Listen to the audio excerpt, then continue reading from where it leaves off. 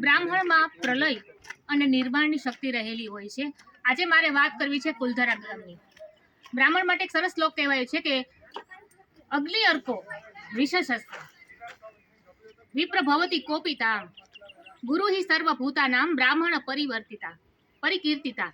એટલે કે જો કોપાયમાન થયેલો બ્રાહ્મણ હોય તો તે અગ્નિ, સૂર્ય, વિષ અને શસ્ત્ર એ બંનેથી પણ ભયંકર હોય છે.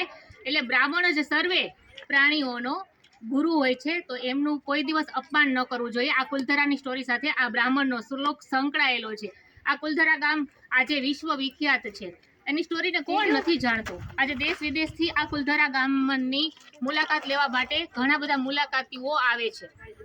કહેવાય છે કે જેસલમેર રાજાનો મંત્રી એક બ્રાહ્મણ, જે પાલીવાલ બ્રાહ્મણો 1200 ઈસવીસન લગભગ 1200ની સદીમાં રહેતા હતા, ત્યાં પાલીવાલ બ્રાહ્મણની દીકરી ઉપર એક કુદ્રષ્ટિ પડે છે અને એના કારણે થઈને અને તેને સમય પણ આપે છે કે તેની સાથે લગ્ન કરવા માટે. પરંતુ જે 84 ગામના પાલીવાલ બ્રાહ્મણો છે તે પોતાની આબરૂને વધારે પસંદ કરે છે અને એટલા માટે તે જાલિમસિંહની તાબે થતા નથી.